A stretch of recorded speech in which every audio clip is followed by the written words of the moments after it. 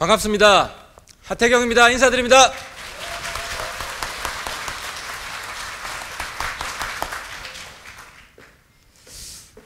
그래도 이 자리에 서니까요, 조금 떨리고 가슴이 벅차오릅니다. 여러분들은 지금 이 시간 하태경과 함께하는 새로운 역사 창조, 그 시간을 함께하고 계신 겁니다, 여러분. 아우, 처음부터 말이 좀 꼬이네. 지금 우리 당은 다들 아시겠지만 죽느냐 사느냐 그 기로에 있습니다. 5% 정당이 되었습니다. 우리 모두에게 책임이 있습니다, 사실은. 그러면 이번 전당대회는 우리 당이 적당히 현상 유지하다가 적당히 정계 개편 흐름에 올라타서 적당히 생존이나 도모해보자는 나약하고 무능한 리더십에 당을 맡길 것이냐, 아니면 시시한 변화가 아니라 혁명적인 변화를 이룰 야당을 뿌리부터 완전히 갈아엎을 야당의 새로운 밭을 일구어낼 그런 근본적인 변화의 리더십을 만들어낼 것이냐, 그 선택이 바로 여기 계신 여러분들한테 있다고 생각합니다. 저 하태경은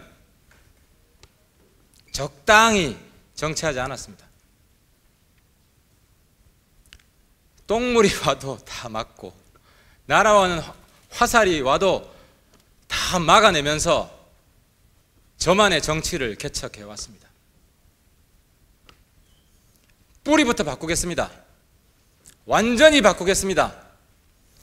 바른미래당만의 정치가 무엇인지 국민 여러분들께 똑똑히 보여드리겠습니다. 그러기 위해서는 우리 당이 무엇을 해야 되는지 먼저 말씀드리겠습니다. 첫 번째, 기존의 대한민국 정치를 해방 이후부터 지금까지 이끌어왔던 반공보수의 시대 끝장내겠습니다. 이미 반공보수의 시대는 끝났습니다. 그런데 아직 그걸 모르고 있는 사람들이 많습니다. 미국은 북한과 적대적 관계를 청산하려고 합니다. 중국과는 이미 오래전에 70년대에 청산했고 베트남과도 청산했습니다. 이제 북한만 남았습니다. 북한도 미국과의 적대적 관계를 청산하려고 합니다. 이러한 상황에서 반공보수 세력은 북미협상 남북대화 어떻게든 파토내려고 다시 그 적대적 관계를 부활시켜내려고 발악을 하고 있습니다. 반공보수 세력의 운명은 반미보수가 되는 겁니다. 왜? 미국은 북한과 적대적 관계를 끝내려고 하는데 반공보수는 끊임없이 북한하고 대립을 해야 되니까요.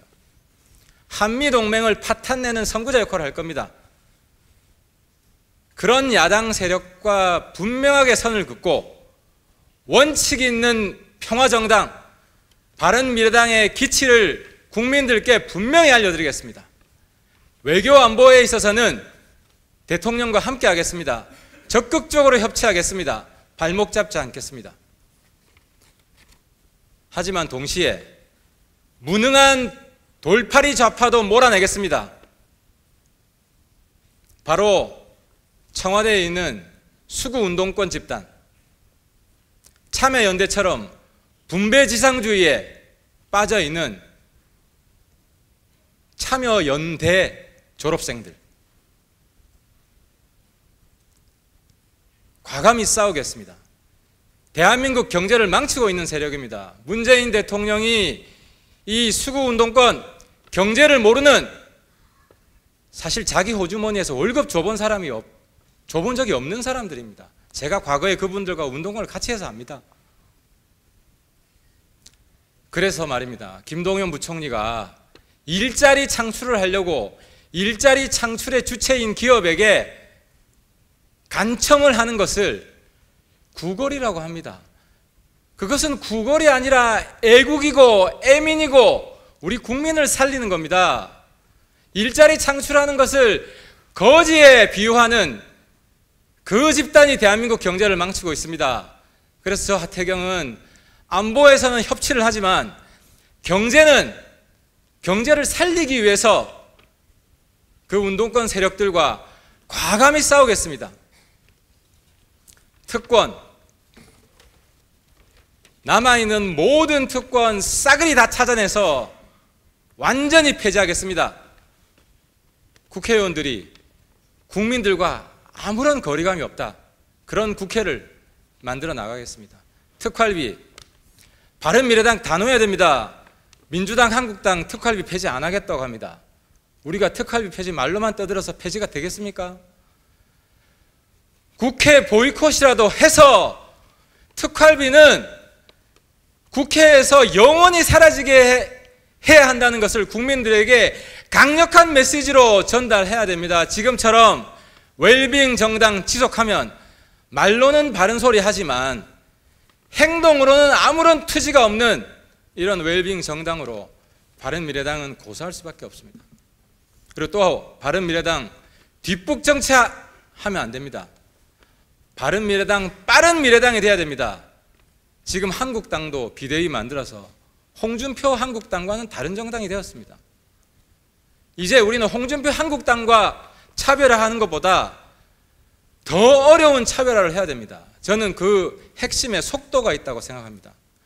한국당과 혁신 경쟁에서 더 빨리, 한국당과의 이슈 선점 경쟁에 있어서 더 빨리, 그렇게 해야 우리가 한국당을 이기고 한국당에 좀 괜찮은 사람도 우리 당 문 노크를 하고, 민주당에서 우리 당 들어오고 싶어 하고, 민평당에서도 우리 당 들어오고 싶어 하고, 그 힘으로 우리가 총선 전에 강력한 제1야당을 만들어야 됩니다.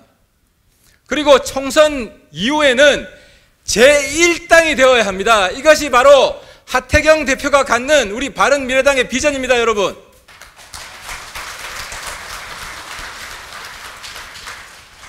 그리고 우리 원외위원장님들, 제가 당 운영하면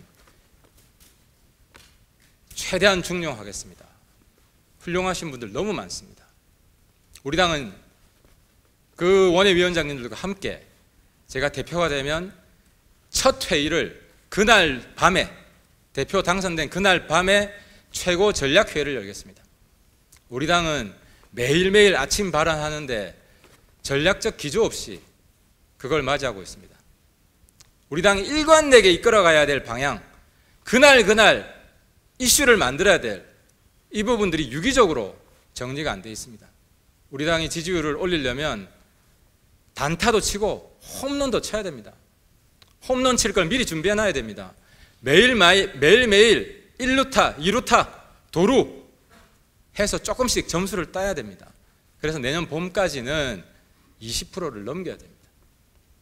그러기 위해서는 지위, 우리 당이 어디로 가는지 분명한 지휘권을 행사하는 회의체가 있어야 됩니다. 최고 전략회의를 바로 신설하겠습니다. 또 하나, 원외위원장님들 정치하기 힘드시죠?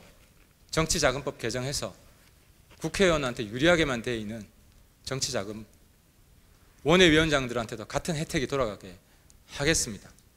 후원금 받을 수 있도록 하겠습니다. 그리고 우리 젊은이들, 청년위원장 지금 한 분밖에 안 나오셨는데요. 젊은 정당이 될 수 있도록 하기 위해서 다음 총선 비례 절반은 2040 세대에게 돌아갈 수 있도록 하겠습니다. 그분들이 공정 경쟁해서 우리 당의 비례 후보가 될 수 있도록 하겠습니다. 지금은 죽느냐 사느냐 비상한 시기입니다.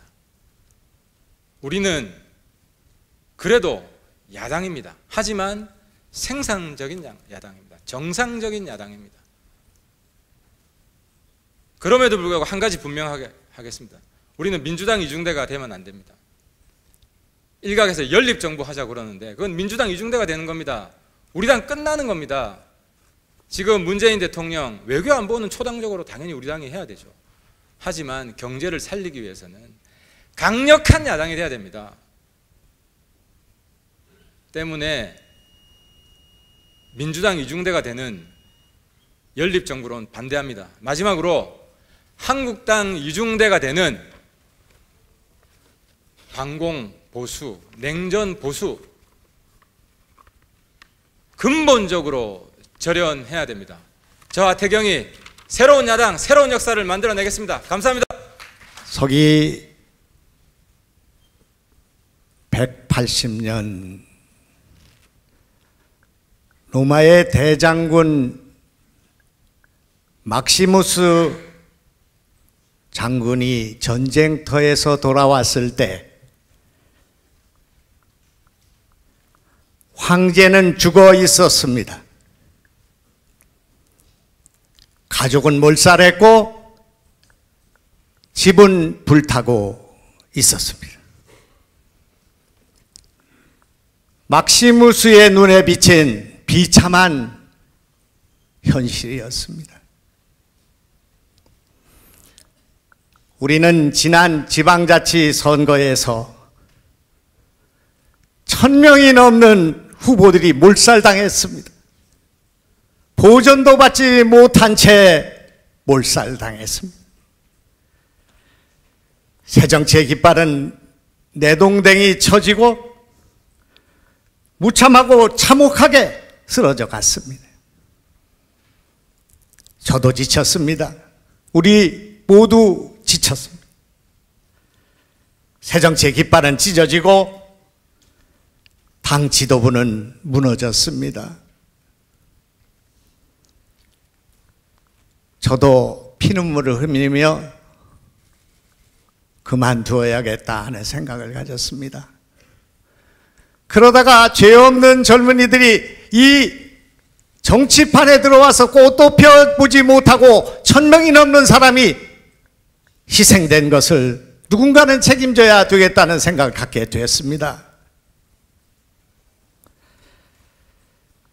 저는 오늘 로마의 대장군 막시무스의 검투사가 그의 검투사처럼 저도 바른미래당의 검투사가 되어야겠다 하는 그런 각오를 갖고 이 자리에 섰습니다.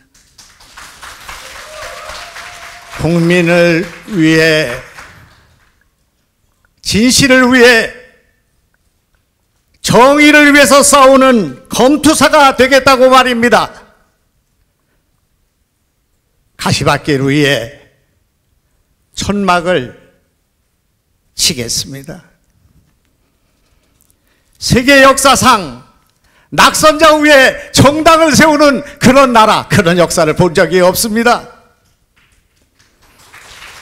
저는 이 폐허의 땅, 낙선자의 이 가시밭길을 위해 바른정당을 세우겠다 하는 말씀을 여러분께 선언합니다. 문재인의 지지율 고공행진이 끝났습니다. 정권의 지지율이 50%대로 내려앉았고 민주당의 지지율이 곧 30%로 내려앉을 것 같습니다. 정당의 지지율이 20% 내려갔는데 그 지지율이 도대체 어디로 왔길래 우리 바른당에 단 1%도 오지 않고 있습니다. 정의당으로 15%가 가고 자유한국당으로 19%가 가는 것이 오늘의 현실입니다. 당의 정책도 기조도 인물도 바꿔야 한다. 바꿔야 산다. 제발 당원 동지 여러분 바꿔야 합니다. 인물도 정책도 기조도 당의 얼굴도 바꿔야 한다 하는 말씀에 동의하시면 박수 한번 쳐주시기 바랍니다. 누가 되든 중대선거구제 개편해야 합니다. 분권형 개헌해야 합니다. 연동제 비례대표제 해야 합니다. 그러나 이것도 당의 면모가 바뀌고 지지율이 올라갈 때만 가능한 일이라고 생각합니다. 저는 위대한 착각을 했습니다. 국민의당을 창당했을 때 우리는 싸우지 말자고 했습니다. 국민들이 싸우는 정당을 하지 말라고 했습니다. 그래서 우리는 그렇게 했습니다. 그러나 그것은 위대한 착각이었습니다. 국민들은 우리에게 여야가 정쟁하고 불필요한 문제로 관념으로 싸우는 것을 반대한 것이지, 정의를 위해서, 진실을 위해서, 약한 자를 위해서 싸우는 일을 반대한 일이 아니었다는 사실을 우리는 이제 알게 되었습니다. 우리는 싸워야 합니다. 우리는 정의당보다 더 진실과 정의를 위해서 싸워야 한다. 그것이 우리 당의 기조가 되어야 한다 하는 말씀을 먼저 드립니다. 여러분, 문재인 정부가 지난 1년 동안 적폐청산을 외치다가 부메랑이 되어 자신들의 적폐, 들보 적폐가 되어 돌아오고 있습니다. 이것이 트루킹 사건이고 이재명 사건입니다. 이것이 진보입니까? 이것이 보수입니까? 이것은 진실의 문제이고, 이것은 정의의 문제이며, 이것은 민주주의의 문제이기 때문에 우리는 싸워야 한다 하는 말씀을 드리고자 합니다. 여러분, 트루킹 사건은 7개월, 대선이 시작되기 7개월 전부터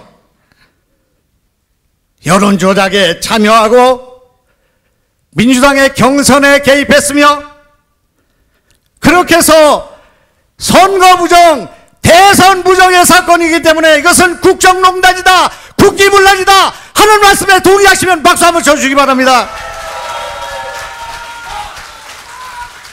한 달 만에 댓글이 1131만 개가 조작되었습니다.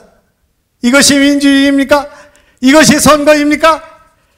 2012년 후보 단일화가 있던 시절, 2017년 대선이 있던 4월 안철수 후보가 문재인 후보를 4.1% 압도하던 그날, 트루킹은 매크로를 이용한 여론 조작에 나서게 되었고, 어디서 온지도 모르는, 영문도 모르는 MB의 아바타라는 말이 그때 만들어져서 우리 안철수를 죽이고 우리 국민의당을 죽이고, 그렇게 해서 대선이 끝나게 된 것입니다. 여러분, 이것은 선거가 아닙니다. 선거가 무효다, 대선이 무효다, 이렇게 말하고 싶습니다. 여러분, 당장 국회는 특검을 연장하고 경인선 대통령 영부인을 포함한 청와대에 대한 몸통 수사를 시작해야 한다 하는 제 말씀에 공감하시면 박수 쳐주시기 바랍니다. 여러분, 또 하나의 적폐가 이재명 지사 사건입니다. 그런데 이 사건은 문지방도 넘지 않았습니다. 다음 주에 여배우가 경찰에 출근해서 조사를 받고 이재명 지사가 조사를 받게 될 것입니다. 성남FC의 조사가 착수되었습니다. 조폭 사건이 그것이 알고 싶다로부터 다시 예고되고 있습니다. 안민석 의원께서 이재명 사건은 도덕적 문제로서 민주당과 이 정권에는 계륵이다, 버리지도 못하고 가지고 가지도 못하고 4년 동안 내보내야 한다, 그냥 둬야 한다, 이 문제로 4년 동안 들끓게 될 것이다, 이렇게 말하고 있습니다. 이 문제를 방이 나서서 싸워야 합니다. 제가 당대표가 되면 통합당 대표가 되겠습니다. 바른당과 국민의당이 합쳐 있고 한 목소리를 내고 그렇게 해서 단결하면 우리는 지지율을 올릴 수 있습니다. 이것부터 해야 합니다. 여러분 제 말씀에 공감하시면 그렇게 해주시기 바랍니다. 국민의당 출신들은 바른당 출신들에 대한 역지사지해야 합니다. 국민의당을 찍으려고 하는 분들은 바른당 후보를 찍어줘야 하고, 바른당 후보를 찍으려고 하는 분들은 국민의당 후보를 찍는 교차투표를 제안합니다. 그렇게 해서 이 당이 국민의당이 따로 있고 미래당이 따로 있는, 바른당이 따로 있는 이 당을 화학적 정치적으로 통합해야 한다 하는 말씀에 공감하시면 박수 한번 쳐주시기 바랍니다. 예, 시간 많이 초과했습니다. 그렇습니까? 예, 예. 아, 이거 반도 못했는데 예, 내려오셔야 됩니다. 네, 고맙습니다. 원내와 원외를 통합하겠습니다. 그리고 개혁 세력을 통합하겠습니다. 정말 나오기 어려운 선거에 나왔습니다. 여러분 당을 위해서 살신성인하겠습니다. 감사합니다. 방금 김영환 후보님께서 연설하셨던 드루킹 특검 연장하고 청와대 몸통 반드시 수사해야 합니다. 어제 저녁 늦게 제주에 있는 제 아내한테 전화를 받고 울컥했습니다. 제 친구, 아내의 친구 현미애 씨가 성철 씨가 당대표에 나가서 중도 정치를 말하는 것을 보고 감동을 받았다. 실망해서 바른미래당 탈당했었는데 다시 입당하고 싶다. 페이스북에서도 중도 화이팅! 이런 말이 나오기 시작했습니다. 이미 제주에서 전국에서 중도 정당의 가치, 바른미래당의 위치를 한국 정치에서 찾아줘야 한다. 이런 목소리들이 나오고 있다는 말씀을 여러분께 보고드립니다. 당내 민주화 차원에서 지도부 선출 규정의 개정을 요구하는 피켓 시위를 함께 할 때 옆에 세역해 주셨던 당원 동지 여러분, 그리고 제가 바른미래당의 갈 길과 살 길을 찾기 위해서 전국을 다닐 때 함께 의견을 나눠주셨던 전 지역위원장, 지방선거 출마 후보자 당원 동지 여러분, 심지어 밥까지 사주시면서 격려를 해주신 당원 동지 여러분, 결코 잊지 않고 바른미래당을 살리는 길에 제 온몸을 던지겠다고 하는 약속을 드리면서 다시 한번 인사드리겠습니다.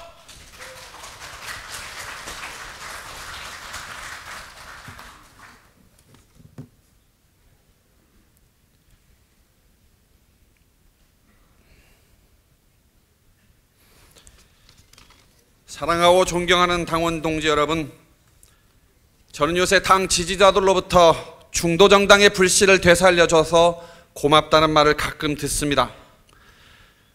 제가 장성철이가 당대표가 되면 이 바른미래당의 정체성은 어떠한 경우에도 강력하고 선명한 중도 정당임을 분명히 하겠습니다. 여러분,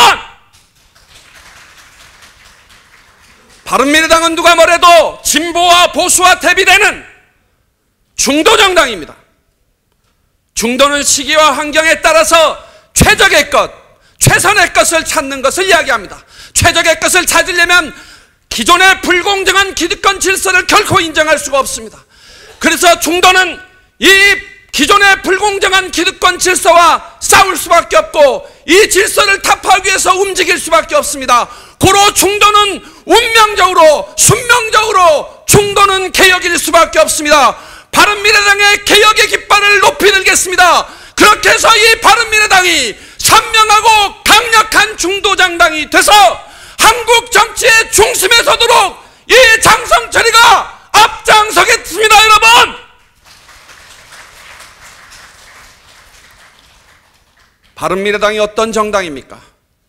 최순실 국정농단 때 기존에 가졌던 기득권을 포기하고 개혁의 길을 걸었던 올곧은 분들이 함께하는, 그래서 그 권력의 단맛을 뒤로하고 개혁의 길을 걸어주셨던 분들이 함께하는 정당입니다. 바른미래당이 어떤 정당입니까?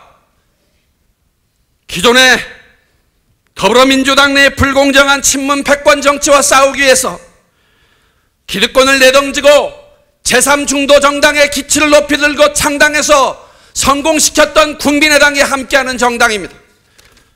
바른정당도 국민의당도 태생부터가 기득권과 싸워온 사람들이 모인 정당입니다. 우리 모두는 바른미래당이 탄생할 때 이 땅의 기득권 더러운 정치 세력들이 바른미래당 우리가 합쳐질 때 퍼부었던 그 증오와 비난에 대해서 결코 잊어서도 안 되고, 그것을 뛰어넘기 위해서 우리 모두 한마음이 돼서 앞으로 나가야 한다, 이 말씀을 꼭 드리고 싶습니다. 그래서 이번 지도부 선거에 나오시는 후보님들께서 야권의 개편이다, 정계 개편이다, 인재 영입이다, 이런 말씀, 선거 승리를 하기 쉬운 양당으로 돌아가려고 하는 그런 의도로밖에 보이지 않는 게 저의 솔직한 심정입니다. 여러분, 바른미래당이 중도정당이어야 한국 정치가 바로 설 수 있습니다. 그 중심에 여기 서 있는 이 장성철이가 바른미래당을, 국민의당을 중도정당의 가장 큰 세력으로 만드는데 앞장설 수 있도록 선택해 주실 것을 호소하고 또 호소드리는 바입니다. 당 운영과 관련해서 말씀드리겠습니다. 당내 민주화 강력하게 하겠습니다. 제왕적 당대표 없애겠습니다. 상향식 공천제 하겠습니다. 주요 당직 공모제 실시하겠습니다. 지역위원장들의 인재 영입이 아니라 지역위원장들을 비롯한 다수의 당원들이 인재가 개발될 수 있도록 프로그램을 운영하겠습니다. 우리 내부의 당원 동지들을 우선시하고 이분들의 소중한 가치를 개발해서 당의 동력으로 삼는 그런 당 운영을 하겠습니다. 당내 민주화의 기수 장성철이가 바른미래당을 살릴 수 있습니다. 도와주십시오, 여러분. 문재인 정권에 대해서 비판할 때 단순히 민생이다, 개혁이다 외쳐서는 안 됩니다. 중도정당의 가치에 맞게 정확하게, 구체적으로, 확실하게 비판을 해야 합니다. 저가 당대표가 되면 문재인 정부의 최저임금 급격 인상 정책 반드시 막겠습니다. 실패했습니다. 노동자들에게 임금을 올려주면 소득이 올라갈 것이라고 하는 착각을 불러일으키는 것, 최저임금 급여 인상 정책은 기만 정책입니다. 속임수 정책입니다. 우리는 이것을 밝혀내야 합니다. 최저임금 급격 인상들은 정부가 마치 노동자들에게 분배를 해줄 것 같은 그런 착각을 불러일으킵니다. 그러나 분배도 이루어지지 않고 실질 소득도 일어나지가 않습니다. 대선 때 안철수는 급격한 인상을, 최저임금의 급격한 인상을 하게 되면 오히려 가장 취약한 계층의 노동자들의 일자리가 없어질 것이라고 걱정했습니다. 누가 옳았습니까? 문재인이가 옳았습니까? 안철수가 옳았습니까? 안철수의 주장이 옳았기 때문에 우리는 이러한 중도적 가치에 입각해서 새로운 경제정책을 만들고 문재인 정부의 경제정책을 근본적으로 뿌리채부터 흔들어서 새로운 수권을 준비하자, 당원 동지들께 과감하게 이렇게 제안드리는 바입니다. 최저임금 급여 인상 급격 정책을 비판하면서 저는 오늘 이 당 지도부에 한국 경제 70년 동안 이어져 왔던 성장만을 우선시하는 정책에서 약간의 사고의 전환을 할 것을 제안합니다. 분배의 모멘텀을 통해서 성장을 일으키는 전략으로 바꿀 것을 제안합니다. 그 제목 저는 기초소득 분배 성장론이라고 이름 지었습니다. 여러분, 한국 경제가 성장의 한계에 와 있다는 진단 전문가들의 공통된 의견입니다. 그럼에도 불구하고 문재인 정부는 성장에 돈을 부어붓고 혁신성장이라는 입으로 기업인들한테 아부하고 그렇게 한다고 해서 결코 성장이 일어나지 않습니다. 지금 우리나라의 모든 밑바닥 경제에 저소득 취약계층의 근로자들은 쓸 돈이 없습니다. 구매력이 없습니다. 물건을 살 돈이 없는데 물건을 만들려고 기업에게 아무리 투자를 하라고 한다 한들 기업은 투자할 수가 없습니다. 방향을 바꿔야 합니다. 분배에서 시작해야 됩니다. 분배가 일어나기 시작하면 그 분배로 인해서 구매력이 올라가고 소비가 일어나고 그래서 생산을 자극하게 되어 있습니다. 유럽이 그렇게 했습니다. 성장의 한계에 왔을 때 소득을 분배하는 정부의 역할을 통해서 성장을 이뤄냈습니다. 한국 경제의 새로운 성장 전력, 그것은 기득권층의 양보를 통해서 이루어져야 합니다. 기득권층의 양보를 이루어서 양보를 이끌어내는 그 역할은 늘 개혁의 길을 갈 수밖에 없는 중도정당 바른미래당밖에 할 수가 없습니다.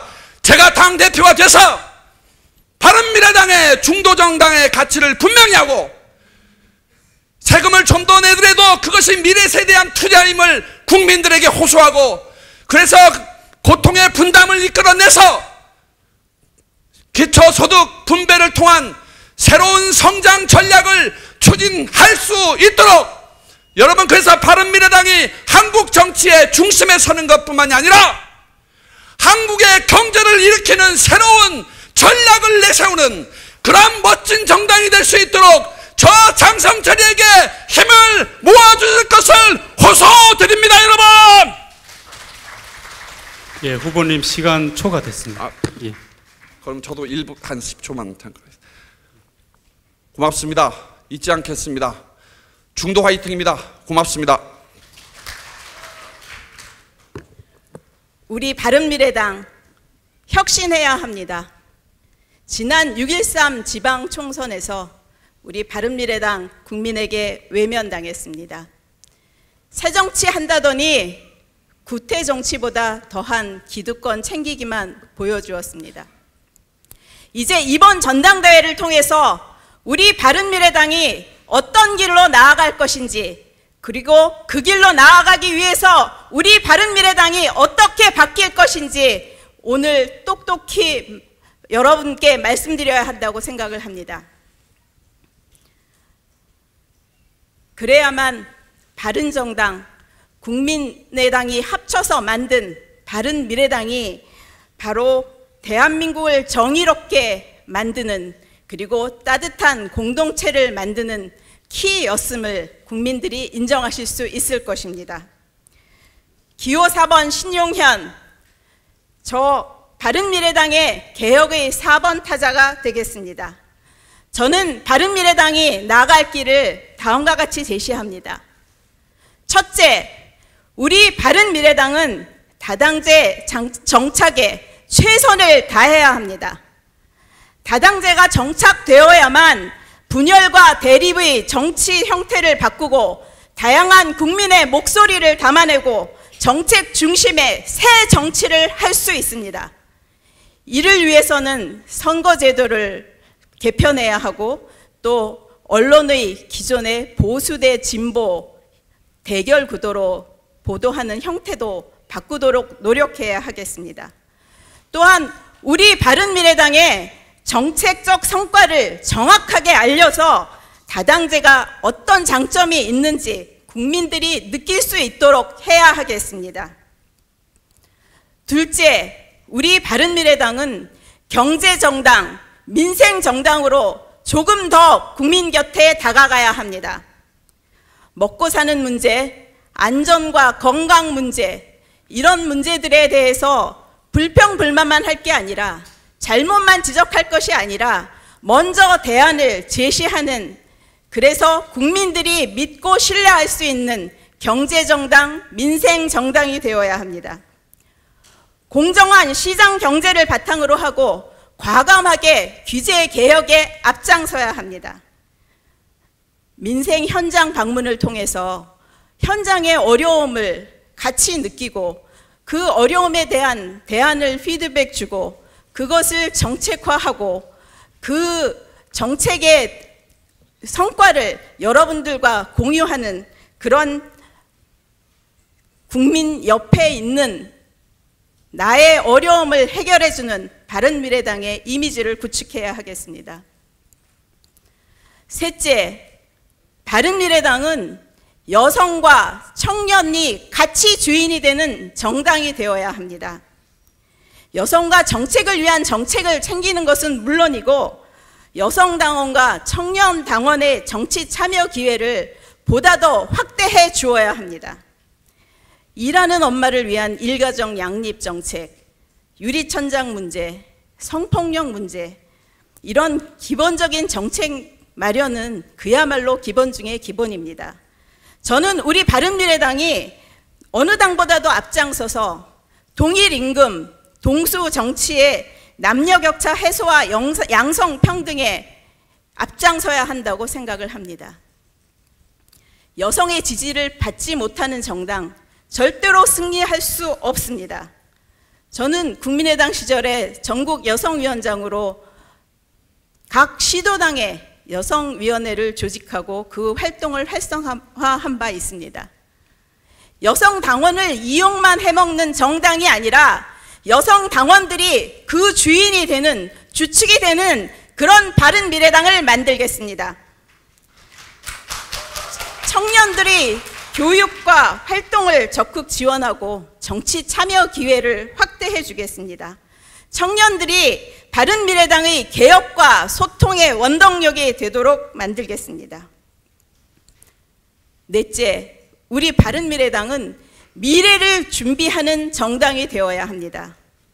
4차 산업혁명 시대에 국가의 장래를 설계하고 이끌어갈 능력을 가진 진짜 전문가들이 가장 많이 모인 정당, 그것이 바로 바른미래당입니다. 바른미래당의 정책 능력을 강화해서 전문적인 식견을 가진 의원들과 당원 동지 여러분들이 만들어내는 단편적인 정책 자료들을 모아서 국가 미래를 준비하는 정책 로드맵과 실천 대안을 제시하겠습니다. 정책을 만들어내는 실력으로 정부가 바른미래당과 협치를 하도록 만들겠습니다. 이렇게 하기 위해서 우리 바른미래당 먼저 바뀌어야 할 것입니다. 기호 4번 바른미래당의 개혁타자 신용현이 제안하는 바른미래당의 개혁 방안은 다음과 같습니다. 첫째, 바른미래당은 소통과 상호 의견 교류가 활발한 똘똘 뭉친 소통 정당이 되어야 합니다. 이 어려운 시기 헤쳐나갈 때 우리들이 뭉치는 것이 무엇보다도 중요합니다. 하지만 지금은 원내의 결정사항 당원 여러분들이 잘 모르십니다. 당원 여러분들의 어려움 국회의원들 잘 모릅니다. 지역위원장의 어려움 원내 의원들 잘 모릅니다. 서로 소통하고 교류하고 자주 모일 수 있는 자리를 만들어서 서로의 어려움을 알아가고 해결책을 모색하도록 하겠습니다. 바른미래당은 작지만 실력 있는 국회의원들이 모여있는 원내 교섭단체이고 무엇보다도 전국적인 조직을 갖추고 민주화의 열망에 불타고 있는 원내의 핵심 당원들이 있는 그야말로 단단한 조직입니다. 우리가 뭉치기만 한다면 못 해낼 일이 없습니다. 제가 최고위원이 되면 원내외의 교류에 힘쓰겠습니다. 둘째, 우리 바른미래당은 스마트 정당이 되어야 합니다. 제가 최고위원이 되면 바른미래 소통 앱을 만들겠습니다. 소통 앱을 통해서 언제든지 당원들의 의견을 원내 지도부에 전달하고 원내나 당의 결정사항을 당원들이 바로바로 알 수 있도록 하겠습니다. 소통의 외에도 ICT 기술과 여러 가지 멀티미디어 기술들을 도입해서 당원들이 상호 교류하고 소통할 수 있는 스마트 정당 플랫폼을 만들겠습니다. 누구나가 바른미래당과 친밀해질 수 있는 그런 정당을 만들겠습니다. 블록체인 기술을 도입해서 당원 투표 그리고 당원 의견을 반영할 수 있도록 하겠습니다. 셋째, 바른미래당은 기득권을 내려놓는 혁신 정당이 되어야 할 것입니다. 이념, 지역을 초월해서 만들어진 바른미래당의 합당 정신을 살린다면 출신 지역이나 출신 정당 따위의 편가르기는 없어져야 합니다. 당의 문턱을 낮추고 누구나 환영하는 풍토를 만드는 최고위원이 되겠습니다. 우리 바른미래당이 특활비 반납에 제일 앞장섰던 것처럼 국민들이 반감을 가질 수 있는 기득권 찾아서 제일 먼저 제일 빨리 내려놓도록 하겠습니다. 존경하는 당원 동지 여러분, 사랑하는 국민 여러분, 저는 2년 전에 32년간 일하던 연구소를 나와서 국회의원이 됐습니다.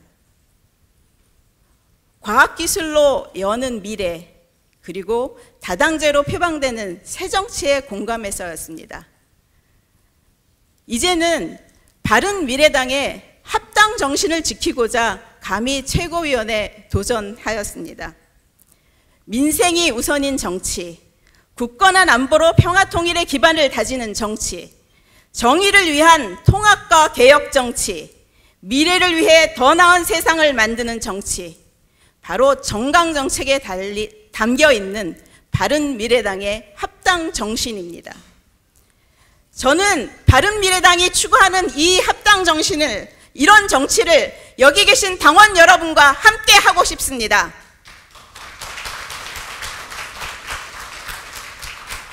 저의 이력과 국회 과학기술정보통신위원회, 여성가족위원회, 4차 산업특별위원회 활동 이력이 당의 이런 정체성과 잘 부합한다고 생각을 합니다. 또한 원내 부대표, 전국 여성위원장, 비상대책위원, 그리고 수석 대변인 역할을 해서 당의 운영도 조금은 알고 있습니다. 저는 여기 계신 선배 정치인 여러분보다 정치적 감각 물론 떨어집니다. 하지만 그런 정치적 감각이 없기 때문에 일반 국민들의 관점에서 바른미래당의 앞길을 같이 제시할 수 있다고 생각합니다. 후보님 정리해 주십시오. 바른미래당 개혁의 4번 타자 기호 4번 신용현에게 힘을 밀어주십시오. 여러분과 함께 바른미래당의 새로운 역사, 그리고 대한민국의 새로운 역사를 쓰겠습니다. 감사합니다. 된다. 꼭 된다. 정운천 인사 올립니다.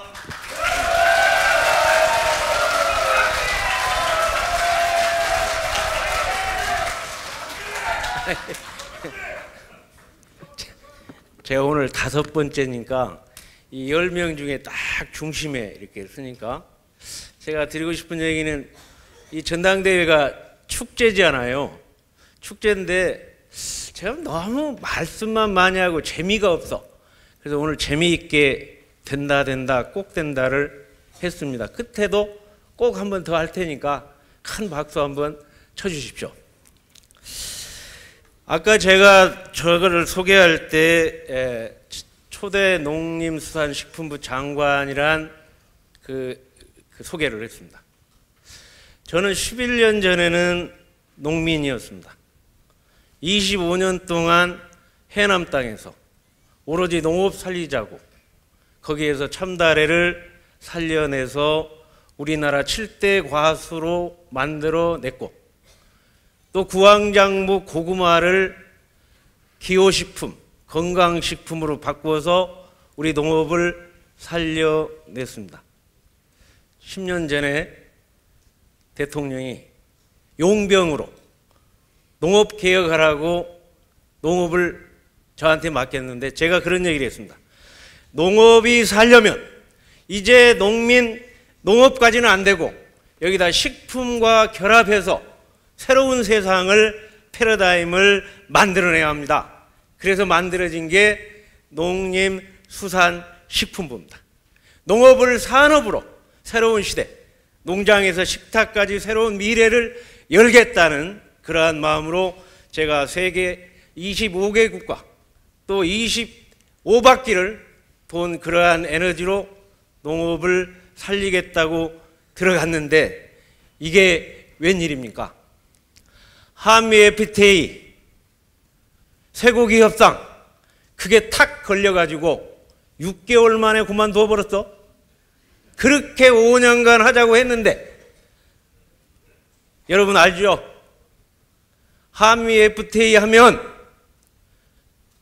미국 경제에 종속된다. 한미 FTA 쇠고기 협상 하면 우리 축산농가 다 망한다 그랬죠. 그래 난리가 나서 광우병 사태로 100일 동안 3조 5천억이 날아가는 그런 어마어마한 촛불 전국에서 이대로는 안 된다. 그래서 저는 제 목숨 다해서 6월 10일 날 시청 앞 광장에 몸을 던졌습니다. 앞으로 10년 안에 광우병은 사라지는데 왜 이 광우병 가지고 이렇게 나라가 광난의 도가니로 갔느냐. 10년 후에 사라질 것이다. 그런데 드디어 2018년 10년이 지났습니다.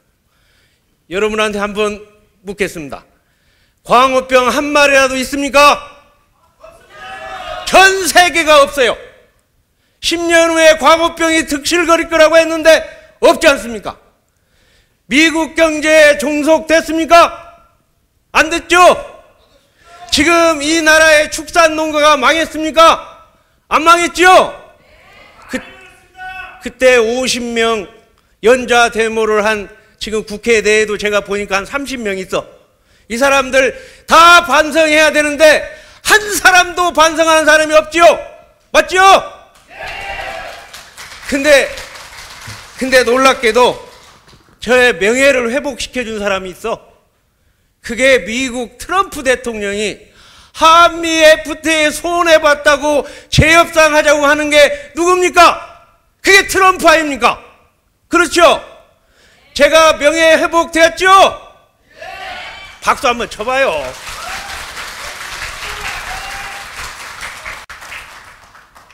제가 그렇게 해서 모든 책임을 안고 지금 제 책임이라고 하는 사람 없습니다. 외통부 장관, 통상교섭본부장이 책임이라고 했는데도 불구하고 제가 모든 책임을 안고 국가를 위해서 매국노를 소리를 들어가면서 물러났습니다. 2년 후에 제가 전라북도 지사로 출마하라고 당에서 저를 보냈습니다. 그래서 내려가서 출마했습니다. 출마했더니 세상에 이런 놈의 나라가 있어요. 세상에 이런 놈의 나라가 뭔지 압니까? 그때 제 당으로 내려갔더니 222명의 시의원, 도의원, 도지사, 시장, 군수 단 한 명도 없어. 그리고 지지율은 6%, 7%밖에 안 돼. 30년 동안 지역장벽에 묶여서 한 명도 없는, 시의원, 도의원도 한 명도 없는 그 지역의 도지사로 출마를 했습니다. 그래서 8%에서 18%까지 올렸는데 왜 제가 이 정치로 들어왔던가 그 당시에 너무 아팠어요. 어떻게 이 정치인들이 이런 나라를 만들어 놓고 저렇게 떵떵거리고 국회에서 저렇게 떵떵거릴 수 있느냐? 이게 안 되는 거 아니냐? 30년 동안 당신들은 지역장벽을 이렇게 묶고 나서 공천만 받으면 당선되는 그러한 패권 정치를 하고 있다는 것을 저는 막아내고 싶었습니다.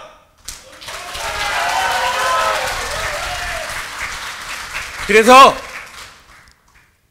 7년, 8년 동안 때로는 무릎을 꿇고 때로는 절을 하고 도저히 안 되니까 꼭 끼워도 외쳐대고 또 안 되니까 된다, 된다, 꼭 된다, 된다, 된다, 꼭 된다 이렇게 전주 여러분들 맞죠? 그렇게 해서 8년 만에 당선되었더니 또 박근혜 대통령이 그놈의 패권으로 또 망해버렸어. 그러니 제가 어떻게 합니까? 탄핵 찬성하고 바른정당 만들고 또 이 바른미래당까지 오는데 제가 보니까 이제 이 나라의 지역장벽 깨고 동서통합하고 이념을 뛰어넘어서 동서통합정당을 만들어야 되겠다. 그러다 보니까 안철수, 유승민을 합쳐야겠어. 어떻게든 합쳐봐야 되겠어. 그래서 제가 통합포럼 만들어가지고 이현주 의원하고 16차 회의를 했습니다. 처음에는 그런 얘기가 나왔어요. 절대 합칠 수 없다고. 그러나 저는 연애를 해보자. 나중에 결혼까지 한번 해보자. 해서 바른미래당을 만드는 제가 통합의 주역이 되지 않았습니까, 여러분? 근데 제가 2년 동안 여기 국회에 와서 보니까 말은 잘해. 하여튼 말은 잘하는데 행동과 실천을 제대로 하는 국회의원이 많이 없어. 말과 행동을 제대로 하는 제1발의 정치인이 정운천 아니겠습니까, 여러분? 저는 오늘 말을 많이 하려고 안 하는 이유가 뭐냐면 제가 행동과 실천으로 옮긴 그런 성과가 이런 것이라고 얘기 드리고 싶어서 그래요. 이번에 통합을 했습니다. 물리적 통합은 됐지만 화학적 통합이 안 되니까 여러분 아시잖아요. 노원을구의 선거, 그 다음에 송파을구의 선거에서 세상의 통합 가치가 얼마나 큰데 통합 가치는 어디로 다 날아가고 드디어 분열만 일어나서 아까 김영환 위원장님 말씀대로 지난해 말씀대로 이 1000명이나 되는 후보들을 전부 몰살시켜버렸지 않습니까? 이렇게 되겠습니까? 이렇게 해서 그래서 저는 이 통합의 주역으로서 이제 화학적 통합을 할 수 있는 가장 적임자가 정운천이라고 생각하는데 여러분 맞습니까? 안 맞습니까?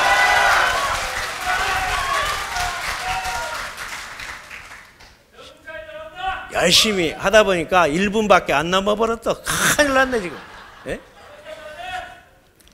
제가 그래서 일자리는 최고의 복지다. 그래서 만든 것이 일자리 전 세계화.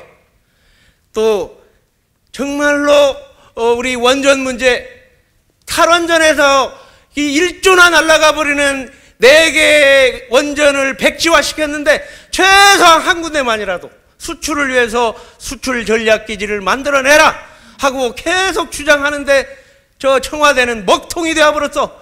청와대 수석까지 만나도 하라고 하는데 먹통이 되어서 계속 할 겁니다. 다시 한번 여러분께 얘기합니다. 제가 여기 나와서 막 여러 공약 안 합니다. 지금까지 제가 해왔던 행동을 그냥 보여드리는 거예요.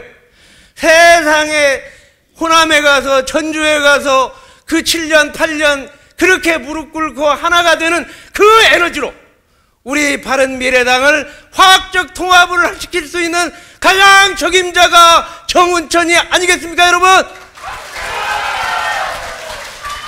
제가 당선되면 막바로 원외위원장 연석회의 했듯이 하고 현장 쪽으로 달려가자. 민생특별위원회 만들어서 우리 농민들, 우리 서민들, 소상공인들 함께해서 이 바른미래당을 앞으로 2년 안에 꼭 중심정당, 제1야당, 수권정당으로 꼭 만들어내겠습니다. 제가 당선되면 된다 한번 해보죠. 제가 당선되면 민생실용정당이 뭐요? 된다. 제가 당선되면 지역을 넘어서 동서통합정당이 된다. 그렇게 하면 우리 바른미래당이 대통령이 될 수 있는 수권정당이 꼭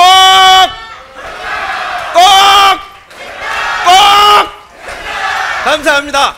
감사합니다. 안녕하십니까.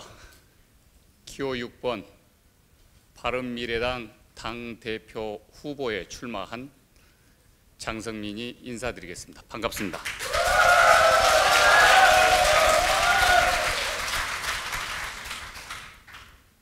존경하고 사랑하는 36만 당원 동지 여러분, 그리고 노심초사 오늘 이 역사적인 장을 지켜보고 계신 국민 여러분, 저는 이 장이 우리 당의 운명은 물론이고 대한민국의 정치 운명과 역사의 운명을 바꿔놓을 수 있는 새로운 싹의 장이 될 것이다. 이런 엄중한 생각을 갖고 여러분 앞에 섰습니다. 먼저 지난 6.13 지방선거에서 중앙당의 지도력 부재로 인해서 풀뿌리 민주주의를 세워보고자 노력했었던, 그러나 그들은 지금은 아픈 마음을 안고 쓰러져 누워있는 36만 당원 대의원 동지 여러분께 뭐라고 위로의 말씀을 먼저 드리고 뭐라고 위안의 말씀을 먼저 드리고 제가 가야 될지 말을 찾아도 찾을 수가 없는 그 심정입니다.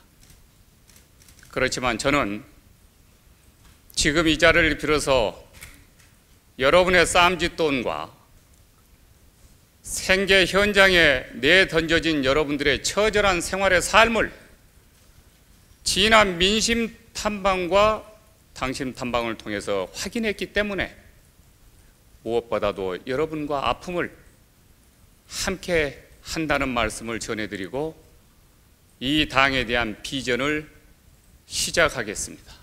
여러분,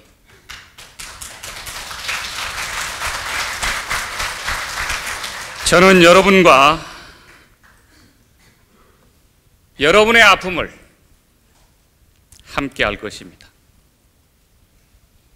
그러나 제가 여기 선 것은 여러분이 아픔을 딛고 일어서서 이제 새로운 희망과 새로운 이 당에 대한 용기를 가져도 된다는 그 희망찬 메시지를 전해드리고 싶어서 이 자리에 섰습니다. 얼마 전에 한 지방 도당 사무실을 갔더니 도당 위원장께서 저한테 이런 말씀을 하셨습니다. 의원님이 당 대표가 되시면 저 책상 위에 쌓여가는 저 엄청난 하얀 서류 더미 저거 다시 싹 굴어지지 않을까요? 그래서 제가 여쭤봤습니다. 도당 위원장님, 저게 뭡니까? 그분이 말을 잇지 못했습니다. 제가 다시 물었습니다. 위원장님의 책상에 저 위에 쌓여져가는 하얀 A4 용지가 저게 뭡니까? 그랬더니 저게 지금 탈당계입니다. 우리 당의 탈당계입니다. 하루하루 당원 대의원들이 탈당해 가는 저 탈당계가 산더미처럼 쌓여나가는 이 현실 속에서 저는 정치를 30년 해왔지만 이렇게 제가 비극적인 처참한 정치적 현실에 처해본 것은 처음입니다. 이런 이야기를 했습니다. 왜 우리 당이 이런 처절한 상황을 맞았습니까? 저는 세 가지라고 봅니다. 첫째, 책임 있는 리더십이 부재했기 때문입니다. 둘째, 이 당에는 바른 미래로 이끌 새로운 혁신적인 인물과 새로운 뉴 리더십이 없었기 때문입니다. 셋째, 국민이 바라고 열망했었던 통합의 가치를 창조적으로 융합해서 망국적인 지역 감정을 딛고 일어서서 새로운 국민 대통합으로 이 당을 이끌고 나갈 수 있는 새 정치의 깃발을 들지 못했기 때문에 우리 당은 창당 정신과는 달리 지금 땅바닥에 드러누워 있습니다. 이것이 현실입니다. 대한민국 국민들이 왜 우리 정치에 대해서 불신을 가장 높게 갖느냐, 그 이유를 여론조사가 이야기해주고 있습니다. 책임을 지지 않기 때문에 그렇다. 이것이 첫째 이유입니다. 책임지지 않는 사람들에게 왜 우리가 생명과 재산권을 맡기냐? 오늘 우리는 이 자리에서 다시 시작해야 됩니다. 다시 시작하려면 과거의 그 낡은 관습과 인습을 과감히 떨쳐버리고 모든 국민과 36만 당원 대의원들이 쳐다보는 앞에서 오늘의 바른미래당의 정견대는 이 당이 새로 시작하는 날이고 정치가 새로 시작하는 날이고 야당이 새로 시작한 그런 날이다. 그리고 역사가 다시 시작될 수 있겠구나. 이런 희망을 심어주는 날이어야 됩니다. 저는 그런 의미에서 이번 약 1,300명에 달하는 우리 당의 출전자, 낙선자들에게 처참한 현실을 남겨줬었던 선거대책본부장은 분명히 책임을 져야 된다. 그래서 우리는 책임지는 정치에서부터 바른 미래로 나아가는 정당이 되어야 된다라고 하는 말씀을 여러분에게 드리고 싶습니다. 여러분,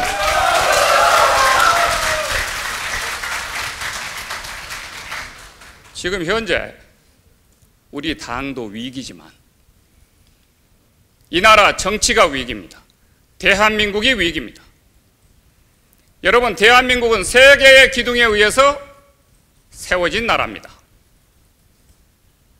첫 번째 기둥은 정치적 민주주의, 정치적 자유민주주의의 기둥에 의해서 세워진 나라입니다.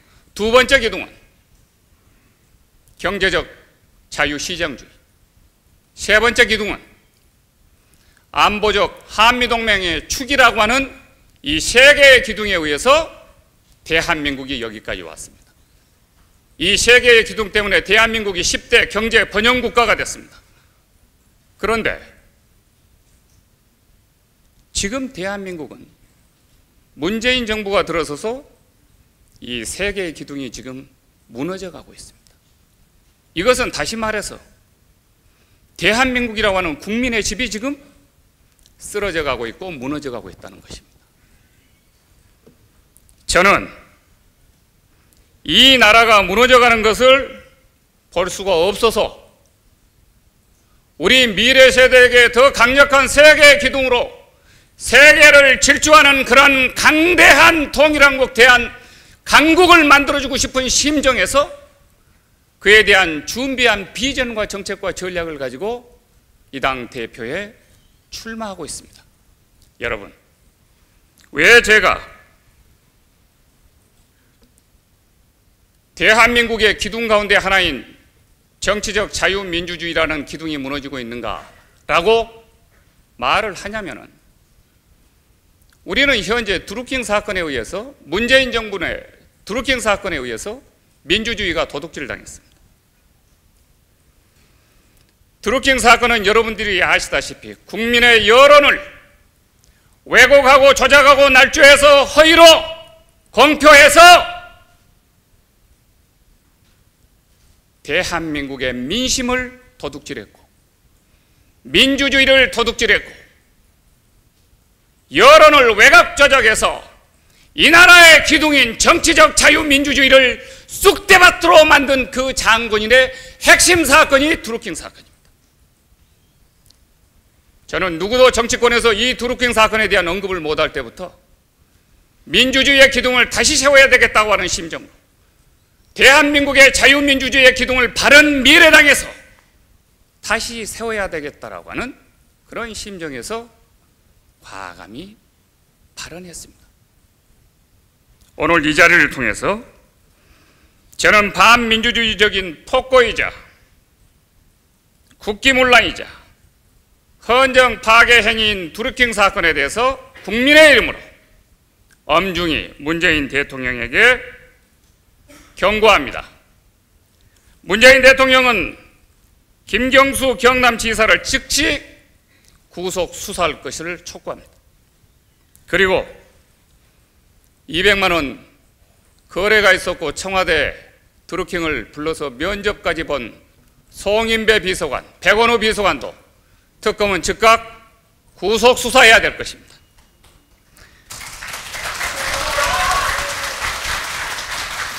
그리고 이 문제에 대해서 청와대는 즉시 입장을 밝혀야 합니다.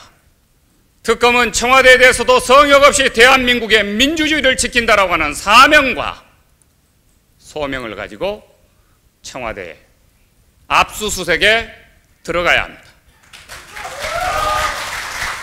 후보님 시간 초과됐습니다. 여기서 더 나아가 잃어버린 안철수 후보의 여론을 다시 찾아와야 되고 이 당을 다시 집권당으로 우뚝 세워야 됩니다. 여러분, 자유시장주의 경제도 소득 주도 정책에 의해서 경제가 파탄나고 있습니다. 저는 이거 좌시할 수 없습니다. 마무리하셔야 됩니다. 네, 한미동맹 축도 무너지고 있습니다.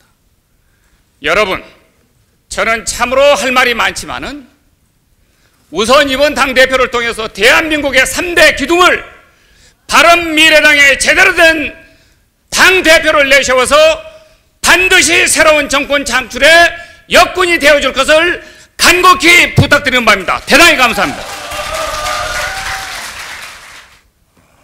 예, 벌써 꽤 오랜 시간 지금 앉아 계신데 우선 아주 좋은 소식 하나 전해드리겠습니다.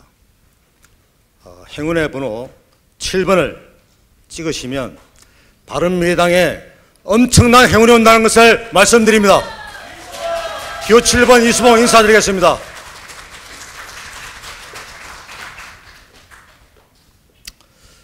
지금 우리 당은 그리고 우리 개인들은 다 심각한 정치적 위기에 놓여 있는 것이 사실입니다. 이번 지방선거 결과 정말 많은 분들이 절망하고 좌절에 빠져 있습니다. 우리 당을 지지해왔던 국민들도 실망하고 그리고 안타깝게 지켜보고 있습니다. 무엇이 이런 결과를 초래했습니까? 과연 우리 당이 도대체 무엇을 했습니까? 말은 우리가 보수와 진보를 넘어서 중도 정당을 한다고 했지만 옛날에 무상급식 같은 어떤 제대로 된 진보적 의제 하나 제출한 바가 있습니까? 온 국민이 통일을 위한 대화에 열망하고 있는 그때 발목 잡는 이상한 메시지는 없었습니까?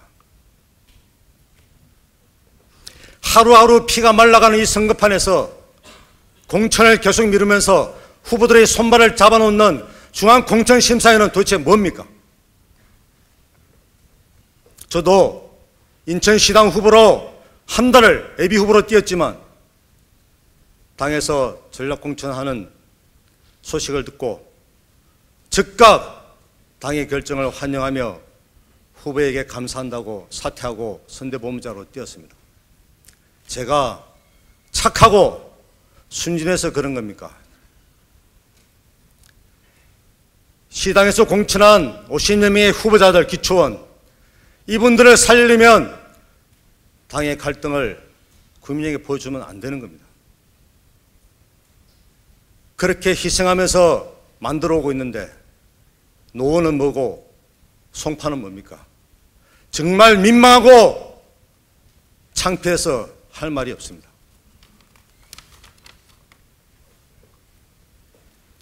우리가 여기 많은 후보님들이 말씀하셨지만 1000명이 넘는 후보자들이 지금 좌절에 빠져 있습니다.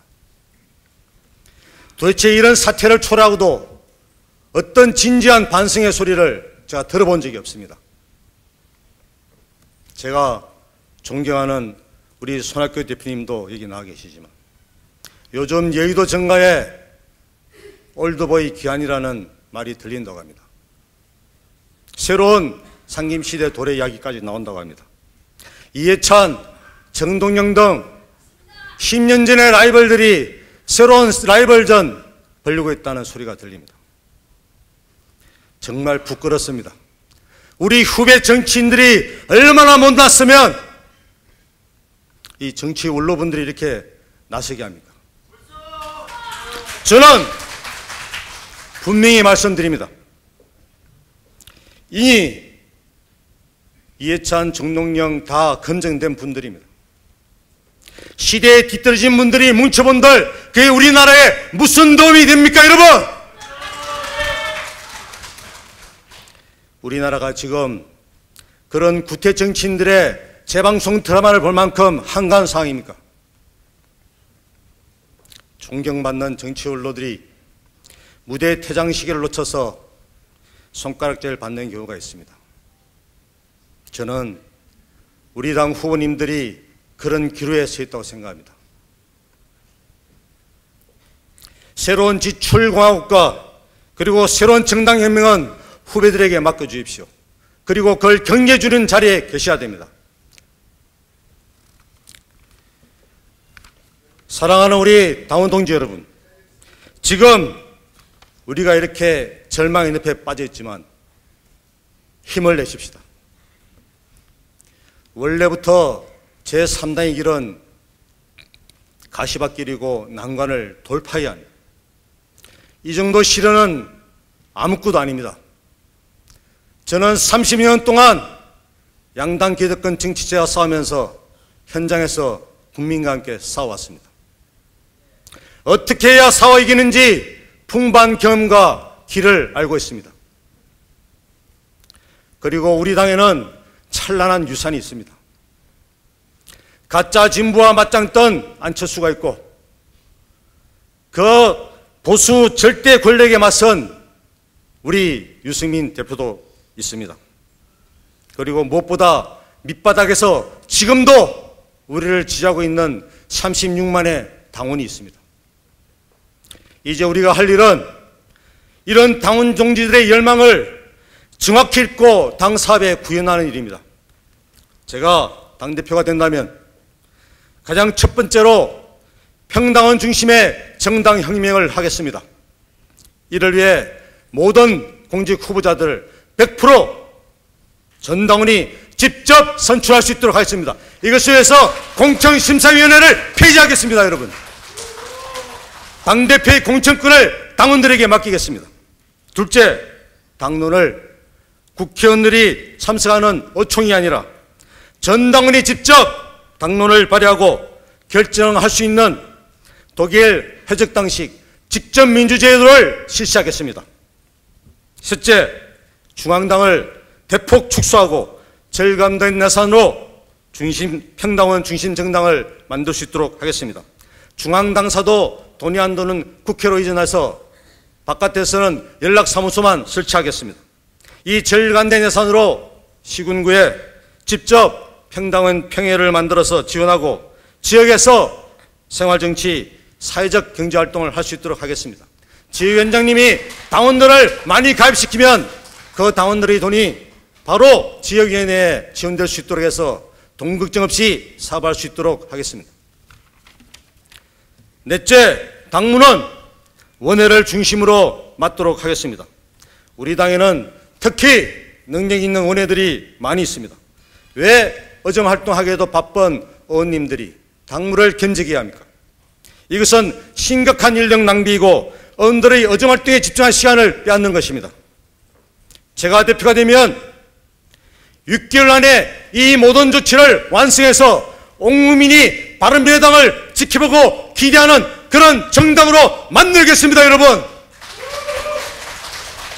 존경하는 우리 당원 동지 여러분, 우리 당이 살아남기 위해서는 앞으로 1년의 고난은 각오해야 합니다. 제가 장밋빛 전망을 말씀드릴 수 없는 이유는 다 아시리라 생각합니다.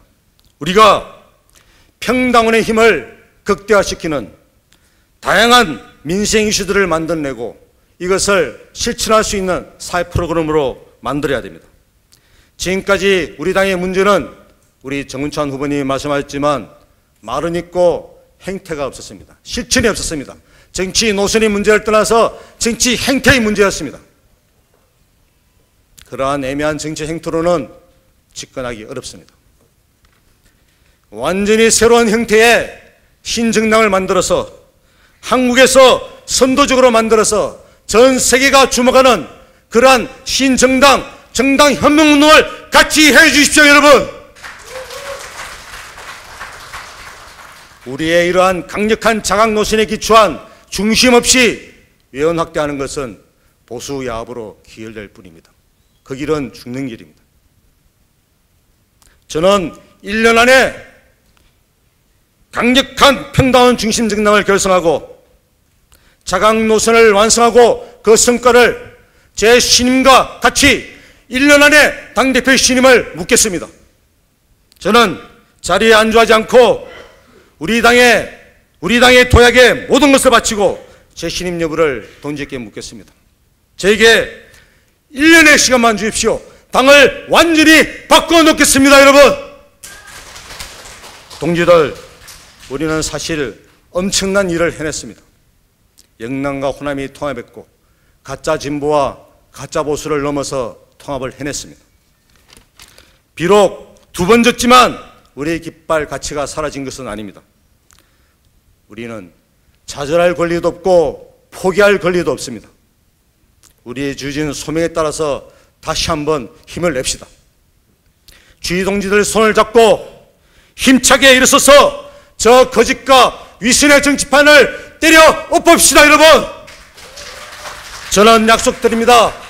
바른미래당 이름을 다시 한번 온 국민이 자랑스럽게 외칠 수 있도록 이수봉 앞장서서 여러분과 함께 끌고 평당한 중심정당 정당혁명을 통해서 바른미래당 이름을 온 국민이 자연스럽게 생각할 수 있도록 모든 노력을 다하겠습니다. 함께해 주십시오. 감사합니다. 안녕하세요.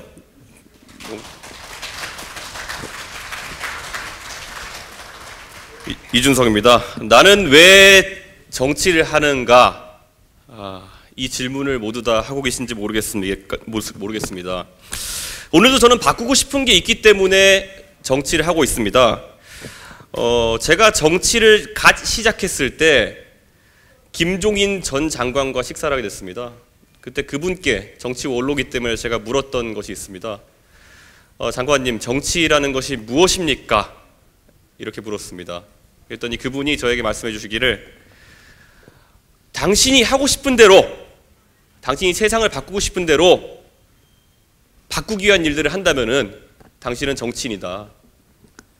하지만 어느 순간이 되어서 당신이 정치를 하고 싶은 마음에 세상이 원하는 대로 스스로를 바꿔나가기 시작하고, 그래서 처음에 소신과 철학을 잃어버리는 순간 당신은 정치인이 아니라 정치꾼이 된다.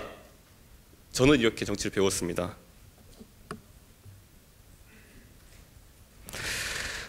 저는 그 노정객의 답이 간단 명료했기 때문에 그것을 항상 마음속에 새기고 왔습니다. 저는 아직 제 뜻대로 세상을 바꾸겠다는 의지가 많이 있습니다. 제가 나이는 어리지만은 이미 2012년에 정치권에 입문해서 7년이라는 시간이 흘렀습니다.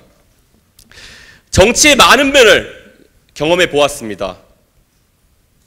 제 정치의 시작은 어쩌면은 다른 사람들과는 좀 달랐을지 모르겠습니다. 처음에 저에게 주어졌던 역할이 대선 후보의 캠프에서 신반 군중을 앞에 두고 연설하는 것부터 시작했습니다. 많은 희열을 느꼈을 겁니다. 그 뒤에는 정말 다양한 경험들을 했습니다. 꼭 이길 것만 같은 선거에서 패배를 하는 좌절도 겪었습니다. 꼭 질 것만 같은 선거에서 이기는 희열도 겪었습니다. 황당한 공천 파동 속에서 저와 같이 정치를 해온 수많은 지역의 동지들을 잃는 아픔의 과정도 최근 겪었습니다. 사실 요즘 저에게 기사 댓글 달리는 것들을 보면요, 그 중에 부정적인 것만 추려보자면은 이제 한 4가지 정도 되는 것 같습니다. 보면은 싸가지 없다, 나댄다, 경험을 쌓고 와라, 말이 빠르다, 뭐 이런 것들 많이 듣습니다. 그런데 사실 저는 궁금합니다. 싸가지 없다는 소리를 듣지 않으면서 어떻게 젊은 사람이 당돌하게 자기 의견을 이야기할 수 있겠습니까? 나댄다는 소리를 듣지 않으면서 어떻게 젊은 사람이 활동적이고 젊은 세대에 정치 지형을 넓힐 수 있겠습니까? 그런 말들, 싸가지 없다, 나댄다, 경험을 더 쌓고 와라, 이런 말들 지금까지 기성세대가 젊은 세대에게 억누를 때 써왔던 그런 보편적인 표현 아니었겠습니까? 저는 그래서 그냥 제가 하던 대로 할 것입니다. 정치하면서 당당하게 하고 당돌하게 이야기하고 무엇보다도 나댄다는 소리 듣더라도 활발하게 활동하겠습니다. 제가 박근혜 퀴즈라는 별명을 갖고 있다는 거 잘 알고 있습니다. 근데 저는 하나도 그것이 깨림칙하지 않습니다. 사실 박근혜 비대위원장이 저를 처음 영입했을 때 제가 처음에 거절했습니다. 두 번째 제가 동의하면서 요구 조건으로 내걸었던 것이 있습니다. 제가 앞으로 무슨 말을 하든지 간에 나중에 제가 말한 거 가지고 저한테 뭐라 하지 마십시오. 저는 2012년 대선이 끝난 다음에 친박이라는 사람들이 하이에나처럼 자기 자신들의 전리품을 찾아가기 위해서 노력할 때 저는 정치에, 정권에 참여할 생각이 있냐고 묻는 사람에게 없다고 이야기했습니다. 그리고 처음에 저에게 했던 그 약속만, 제가 무슨 말을 하더라도 저한테 뭐라 하지 않겠다는 그 약속만 지켜달라고 했습니다. 그 당시에는 참 황당한 선택처럼 보였던 그 무형의 권리이지만은 그 무형의 권리를 가지고 저는 여러분이 알듯이 방송에서도 SNS에서도 제 하고 싶은 말을 하면서 지금까지 젊은 세대로서 정치에 참여해왔습니다. 여러분, 혹시 세대를 건너뛰어서 30대 당대표를 만드는 것이 두려우신 것은 아닙니까? 뜬금없는 이야기 같지만은 최근 정부에서 QR코드라는 것을 바탕으로 해서 간편한 모바일 결제를 통해서 소상공인의 수수료 부담을 줄이겠다는 이야기를 했습니다. 이게 중국에서는 굉장히 보편화된 제도입니다. 그래서 저는 대한민국에서는 절대 안 될 거라는 확신을 했습니다. 왜냐하면요, 이미 우리나라에는 카드 회사라는 곳들에서 견고한 카르텔을 형성하고 있습니다. QR코드 결제가 보편화되면은 본인들의 수입원이 사라지게 됩니다. 그것을 허용하겠습니까? 반대로 중국에서 그게 가능했던 이유는 무엇이겠습니까? 중국은 현금 사회에서 신용카드 사회를 경험해보지 못했습니다. 금융이 발달하지 못해서. 그랬기 때문에 그들은 오히려 좀 더 차세대의 결제 방식인 QR코드에 빨리 다가갈 수 있었던 겁니다. 우리도 이제 세대를 뛰어넘는 그런 선택을 했을 때 더 밝은, 더 빠른, 더 바른 미래가 있을 것이라고 저는 확신합니다. 민주당은 17대 총선에서 그들의 능력보다 과분한 선택을 받았습니다. 그 당시에 탄핵 역풍 때문에 우리가 잘 알고 있는 탄도리 586들이 탄생했습니다. 그렇기 때문에 그들은 586이 그들 아래에 있는 젊은 세대를 강하게 짓누르고 있습니다. 586들이 자기 능력상 그 이상으로 올라가지 못하면서 자리만 차지하고 있기 때문에 민주당에 있는 젊은 정치인들, 제 친구들은 항상 저에게 하소연합니다. 여기는 비전이 없어. 가운데 허리에 비대한 항아리처럼 자리하고 있는 그들 때문에 젊은 정치가 민주당에서 자리 잡지 못하고 있을 때, 그때 바로 우리는 대안으로 젊은 바른미래당을 청년층에게 제시할 수 있는 겁니다. 여러분께서 꼭 동참해 주시겠습니까? 영국과 프랑스에 70대 정치인이 없어서 43세의 데이빗 캐메론이나 아니면은 39세의 임마뉴엘 마크롱 같은 사람들이 국가의 최고 지도자를 하고 있겠습니까? 아닙니다. 그들은 젊은 지도자를 선택하겠다는 용기 있는 판단을 했고, 그랬기 때문에 그들이 다시 경제에 활력을 얻고 강성 노조와 싸우면서도 국가의 새로운 변화를 시도하는 그런 길들을 걸을 수 있었던 겁니다. 이번 선거에서 저는 사실 선거구제 개편 이런 것들을 핵심 공약으로 내시는 분들께 강하게 항의하고 싶습니다. 이번 선거에서 우리는 경험했습니다. 바른미래당이 새로운 비전을 보여주지 못하고 개혁하지 못한다면은 선거구제 어떻게 우리에게 유리하게 바꾼다 하더라도 당선 안 됩니다. 저희 지역 노원구 모두 3인 선거구제였습니다. 그런데 황당한 공천파동으로, 황당한 개파간 갈등으로 인해 가지고 전혀 당선자를 내지 못했습니다. 2년 뒤에 있을 총선에서 우리가 중대선거구제를 도입한다고 해서 지금의 모습대로 감동을 주지 못하고 선거구제만 들이보고 있으면은 과연 국민이 우리를 좋아하겠습니까? 저는 절대 안 된다고 생각합니다. 저는 어떤 학생도 공부를 해야지 좋은 대학에 가는 것이지 입시제도만 맨날 들여다보고 있는 학생이 결코 좋은 대학에 간다는 얘기는 들어본 적이 없습니다. 제가 이번에 느낀 바로는 바른미래당은 젊은 세대가 좋아하는 이슈를 주도하는 정당이 되어야 됩니다. 지금 이미 바른미래당에서 쫓아가고자 하는 이슈들 다 기성세대의 이슈들입니다. 그에 반해서 지난 선거 기간 중에 젠더 이슈가 불거졌을 때, 해화역에서 시위가 일어났을 때 우리 바른미래당에서는 그것을 지지하고 옹호하는 논평을 냈습니다. 그런데 그 시위의 본질을 살펴보면은 뭐 구호야 그럴듯할 수도 있겠지만은 여성 인권보다는 양성 갈등을 부추기는 그런 시위였습니다. 그 시위에 내용도 들여다보지 않고 영혼 없는 논평을 냈더니만은 우리 바른미래당의 젊은 지지자들이 많이 떠나갔습니다. 앞으로 이런 이슈에 대해 가지고 세밀한 관심을 갖지 못한다면은 우린 영원히 도태되고 말 것입니다. 바른미래당의 지지자 여러분, 여러분이 느끼는 절박함이 진실된 것이라면은 이제 젊은 세대에게 길을 열어주십시오. 다시는 경험과 경륜이라는 허상을 강요하지 말아주십시오. 산업화 세대가 가진 최고의 성과 속에서 경험과 경륜이라는 것은 그 역할이 미미했습니다. 민주화 세대가 가져갔던 성과 속에서도 경험과 경륜을 존중했다고 한다면은 민주화는 이룩되지 못했을 수도 있습니다. 정당의 변화를 원하신다면 여러분의 관점이 바뀌어야 됩니다. 화끈하게 바꿔놓겠습니다.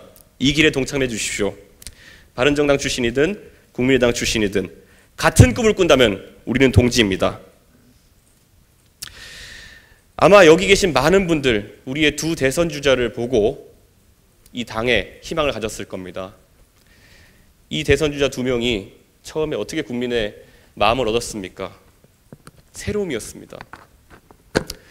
그 새로움을 다시 한번 바른미래당의 가치로 세워주시길 기대하면서 두 사람의 말을 이용해 보겠습니다. 바른미래는 이미 여러분 곁에 와 있습니다. 참여 없는 변화는 허구입니다. 꼭 이번 전당대회에서 저에게 투표해 주십시오. 감사합니다. 네, 존경하는 국민 여러분, 사랑하는 당원 동지 여러분, 저는 6.13 선거 이후 무기력하고 갈등의 골이 깊어진 우리 바른미래당을 새로운 벤처정당, 새로운 판으로 만들기 위해 출마한 19대 국회의원 권은희입니다.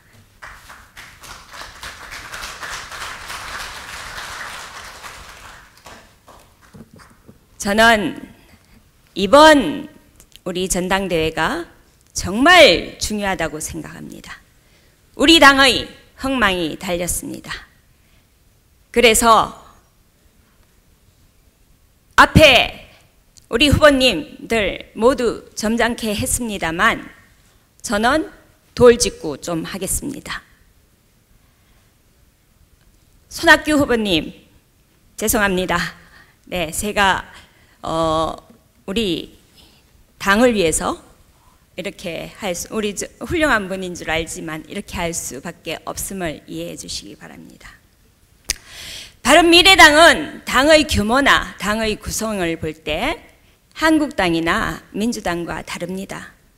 그들이 대기업이라면 우리 당은 벤처기업입니다. 대기업은 경영체계가 잘 잡혀있기 때문에 올드보이가 오나 무능력자가 오나 안 망합니다. 당분간 유지가 됩니다. 벤처기업은 다릅니다. 올드보이나 시대에 맞지 않는 올드보이나 무능력자가 오면 바로 망합니다.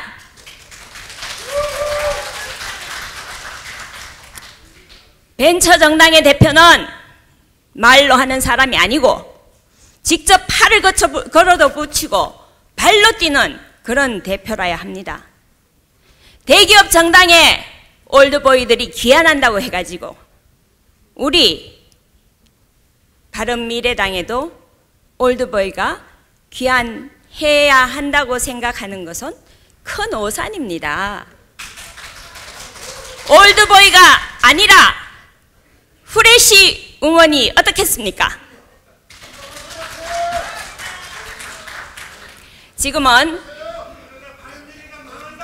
4차 산업혁명 시대고 하루가 다르게 변화하는 시대입니다. 진영 논리보다는 국민을 위한 올바른 정책이 제시하고 입법화되도록 해야 합니다.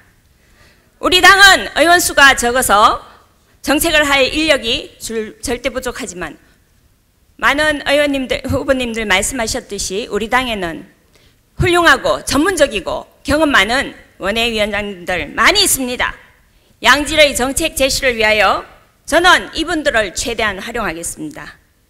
거대 정당보다는 더 알찬 결과물을 낼 수 있을 겁니다. 이슈 관리를 하겠습니다. 우리는 정말 국민들을 위하여 기회는 균등하고 과정은 공정하고 결과가 정의로운 살맛 나는 세상을 만들어가고 있습니까? 정당하지 않고 공정하지 않은 문제를 해결하려고 최선을 다합니까? 금년 초 구급 공무원 공채 행정직에 직업상담사 가점을 주는 것으로 갑자기 공무원 시험 규정이 변경되었습니다. 노량진에서 새벽 3시에 학원에 좋은 자리를 찾기 위해서 가방을 줄 세워놓고 구석에서 졸고 있는 공시생을 본 적이 있습니다. 공무원 시험에 청춘을 바쳤는데 갑자기 직업상담사 자격증이 있는 사람은 가점 5%를 준다고 하는 이런 불공정에 대해서 우리 당은 지적하였고 간담회도 하였습니다. 저는 정말 분노했고 1인 시위도 하고 싶었습니다. 나름대로 이슈를 잘 포착했지만 아무 해결도 되지 않고 지금은 모두 잊혀져 가고 있는 것 같습니다. 제가 당대표가 된다면 저는 이 건을 다시 한번 점검할 것입니다. 드루킹 사건도 이슈 선점은 했지만 세게 못 갔고 북한 석탄도 마찬가지입니다. 당 대변인이 연이어 7번 논평을 했는데도 지도부는 입 다물고 심지어는 톤다운을 요청했다고 합니다. 바른미래당은 끝까지 한다는 이 인식만 있어도 우리 국민들은 우리 당을 신뢰할 것입니다. 제가 당대표가 된다면 이런 이슈들은 당력을 집중하여 파이팅하고 이슈가 종결될 때까지 관리해서 국민들에게 우리 당의 목소리로 진실을 전하고 정의로운 사회를 만들어 가도록 하겠습니다. 이번 전당대회는 대표와 최고위원들이 어떻게 구성되느냐에 따라 당의 운명이 달려 있습니다. 아시다시피 핵심은 당원 투표입니다. 바른미래당 그다음에 당원은 국당과 바당의 비율이 3대 1입니다. 저는 걱정하지 않습니다. 우리 당원들은 우리 당이 살아야 되기 때문에 김영환 후보님 말씀하셨듯이 한 표는 국당, 한 표는 바당 찍어줄 거라고 생각합니다. 근데 손학규 후보님이 국당 출신의 두 여성 의원님들을 여성위원장, 청년위원장 러닝메이트로 했다는 얘기를 듣고 저는 참담함을 금치 못했습니다. 구태한 편가름입니다. 진정한 자중은 통합을 진정해 주십시오. 들어주십시오. 진정한 통합을 원한다면 저는 바른정당 출신을 러닝메이트로 선택했어야 했습니다. 제가 러닝메이트를 선택할 기회가 있다면 저는 다르게 하겠습니다. 그리고 우리 여성 후보 둘이 나왔습니다. 저는 이번에 둘 다 지도부에 입성하면 좋겠습니다. 제가 대표하고 신 후보님이 최고위원 되어도 좋고 신 후보님이 대표하고 제가 최고위원 되어도 좋습니다. 여성은 최고위원 한 자리만 놓고 다툰다는 고정관념을 바꿔야 됩니다.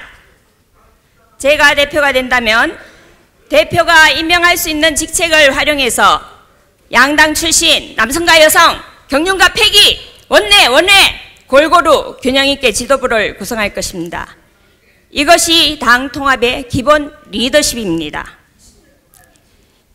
6.13 선거를 되돌아보면 아쉬운 것이 많습니다. 공천 과정도 시끄러웠지만 선대위 역할도 보이지 않았습니다.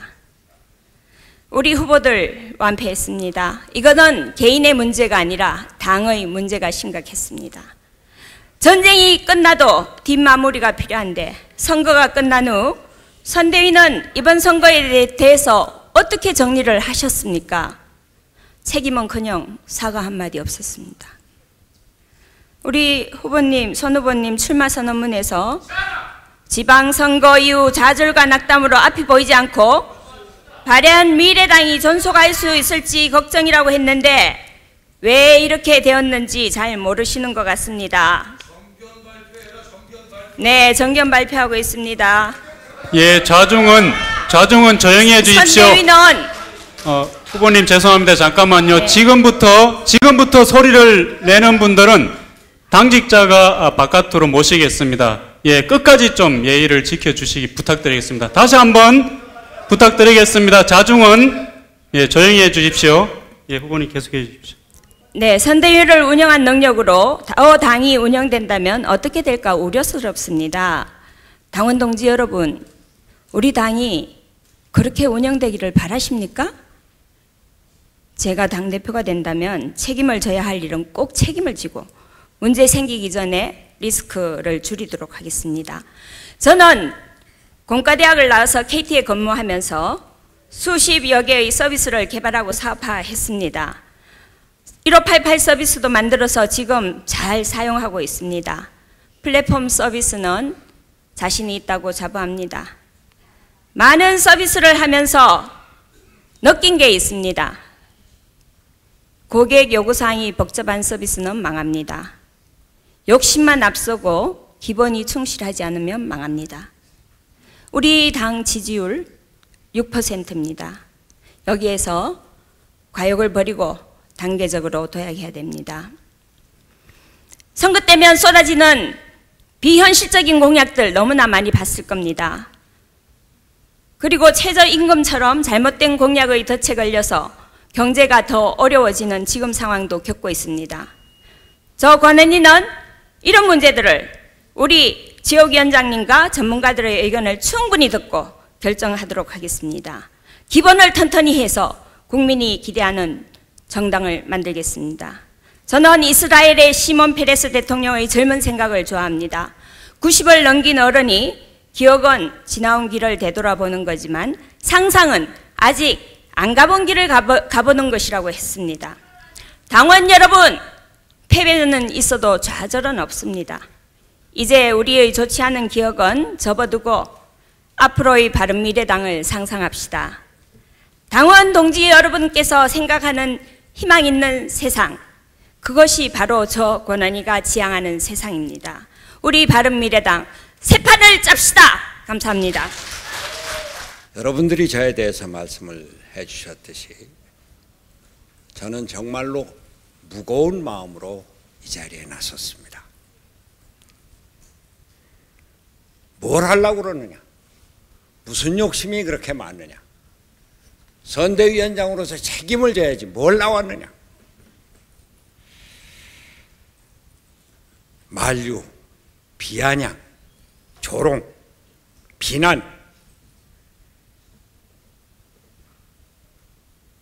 무릅쓰고 나왔습니다. 저 손학규, 제가 무슨 욕심이 지금 더 있겠습니까? 바른미래당 당수에서 뭘 하겠습니까?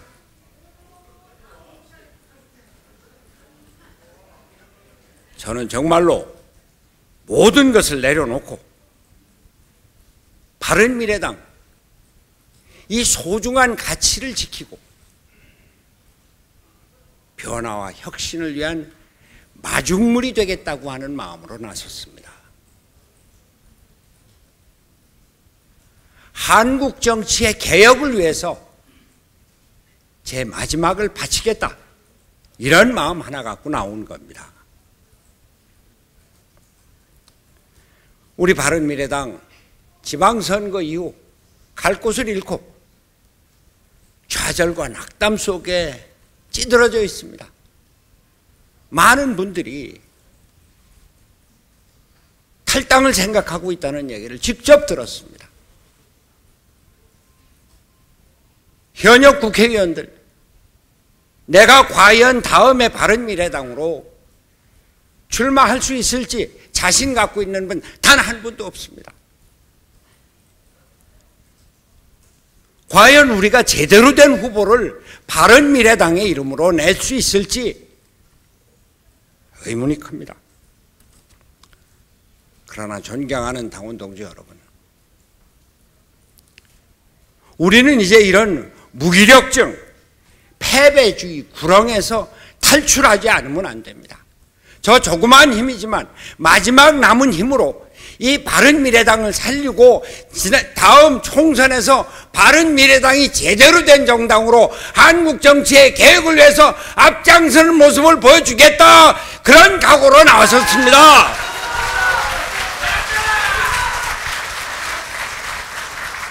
제가 며칠 전에 자유한국당 소속 국회의원 한 분하고 저녁을 했습니다. 이분이 우리가 개혁 보수를 외치고 있는데 국민들이 우리를 개혁 보수를 제대로 알아주질 않아요. 그런데 가만 보니까 그 가치가 바로 바른미래당에게 있는 것 같습니다. 이런 얘기를 들었습니다.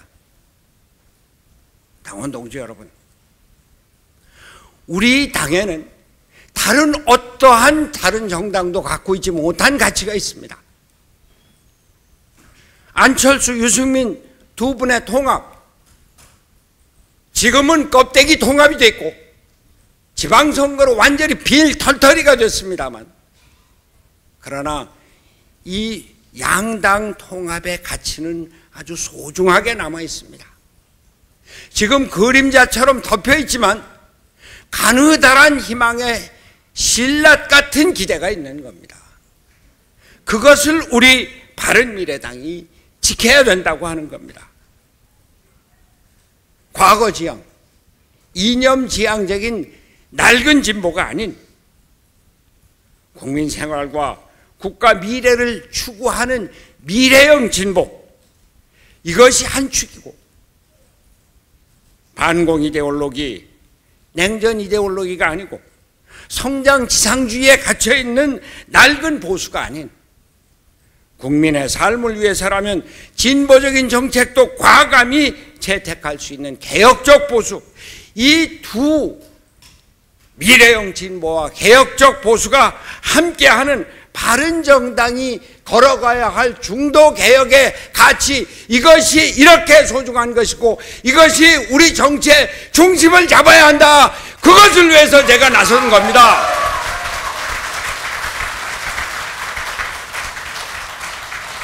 저 능력이 없습니다만 바른미래당에 희망과 활력을 불어넣겠습니다. 우선 통합해야 합니다. 이번 지방선거 과정에서 여러분들 너무 잘 보셨습니다. 통합이 아니라 분열이었습니다. 그 분열을 그냥 세상에 내놓았습니다. 당 조직의 통합이 문제가 아닙니다. 리더십의 분열이었습니다. 이걸 하나로 통합하지 않고 어떻게 바른미래당이 중도 통합이다, 중도 개혁이다, 개혁 보수다 이런 걸 외칠 수 있다, 이런 말씀입니다. 저는 여러분들이 아시다시피 제1야당의 대표를 2번이나 했습니다. 그러면서 양당 통합에 나섰습니다. 그걸 했습니다. 지금 문재인 대통령 정권, 제가 대통령 후보가 그냥 민주당에 그대로 있었으면 될 수 있었을지 모르는데 그렇게 해갖고는 박근혜한테 이길 수 없다, 야당 통합해야 한다, 그러고서는 그 어려운 야당 통합을 해냈습니다. 우리 지금 바른정당과 국민의당 통합, 껍데기 통합이었습니다. 다 떨어져 나갔습니다. 그러나 소중한 가치가 있다고 하는 겁니다. 개혁적인 보수와 미래지향적인 진보, 이것이 합쳐서 우리나라의 새로운 중도개혁의 통합 세력을 이룰 때 이것이 지금 전체적으로 좌측으로 이동하고 있는 정치 지형을, 그 새로운 중심을 만들 수 있다. 그래서 바른미래당이 중요한 것이고 그래서 우리가 진정한 통합을 해야 한다, 그런 말씀을 드립니다.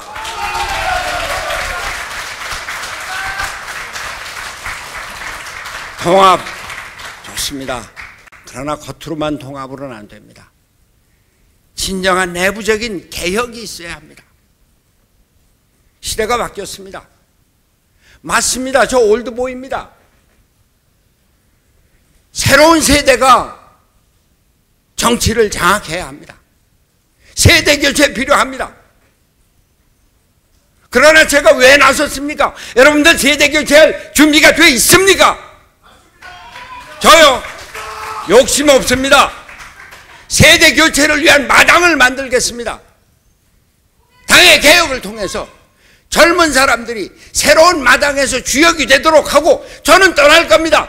그 여러분들이 다음 총선에서 그 새로운 마당에서 마음껏 뛰놀라, 이런 말씀을 드리는 겁니다.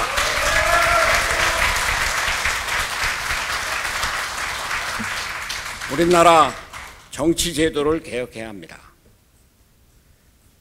이번 여러분들, 우린 뭐 할 얘기도 없습니다. 그러나 승자독식의 정치 제도, 그걸로 더불어민주당 시장군수 거의 싹쓸이 하지 않았습니까? 광역 기초의원 다 싹쓸이 하지 않았습니까? 그렇다고 이 더불어민주당이 모든 정치를 제대로 해나가고 있습니까? 개혁입법이다 뭐다 하지만 제대로 하나 통과시키고 있습니까? 다당제는 현실입니다. 앞으로도 피할 수 없는 우리 정치의 현실입니다. 다당제에서 정부가 의회와 협조해서 법안을 통과시키고 민생개혁을 해나가려면은 그러면 협치가 필요합니다. 그런데 협치, 그냥 일방적으로 협조해라? 그건 협치가 아닙니다. 장관 자리 몇 개 줄게 협치해라? 그거 아닙니다. 정책에 대해서 논의를 하고 합의를 거치고 그 다음에야 장관 자리 교섭이 있는 겁니다. 이것이 제가 말하는 제7공화국이고 이것을 위해서 선거제도의 개편이 필요하다고 하는 겁니다. 그냥 단순한 중대선거구 하자는 게 아닙니다. 우리나라 정치를 바꿔서 정치가 제대로 안정되게 하고 이것을 위해서 연동형 비례대표제를 해야 된다. 거기에 우리 바른미래당이 앞장서겠다. 거기 손학규가 마중물이 되겠다. 이래서 제가 나온 겁니다.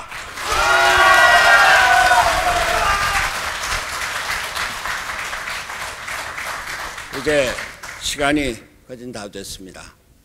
우리는 정말로 고난의 행군에 들어가야 합니다. 먹을 것도 없습니다. 먹을 것도 없는 것 갖고 싸울 이런 사정이 아닙니다. 서로 힘을 합치고, 그리고 우리가 정말로 겸허한 자세로 가야 합니다. 우리 지금 아무것도 없는데 국회의원 뭐 100몇 개 만들겠다 뭐 하겠다, 이런 헛공약 내서 안 됩니다. 지지율 한꺼번에 뭐 15% 20% 올린다, 안 됩니다. 지지율에 연연해서는 안 됩니다. 의석수에 연연해서도 안 됩니다. 우리는 겸허한 자세로 뼈를 깎는 반성을 하면서 국민들에게 자, 바른미래당이 반성하고 있다, 저기 진정성이 있다, 저기가 앞으로 중도개혁의 새로운 정치 지형을 만들어갈 것이다, 이런 기대를 만들어주도록 해야 합니다. 그걸 제가 하겠다는 겁니다. 여러분, 이제 여러분들 시간이 지났으니까 그만두겠습니다만, 정말로 바른미래당의 소중한 가치에 대해서 자부심을 가져주십시오. 지금은 죽어있지만 가느다란 신라 같은 희망이 여기 피어나고 있고 국민들이 그것을 보고자 합니다. 같이 나갑시다. 힘차게 단합된 힘으로 우리 대한민국의 미래를 위해서 바른미래당 앞장서서 우리 당원 동지 여러분들과 지도부 여러분들 함께 나갑시다. 대단히 감사합니다.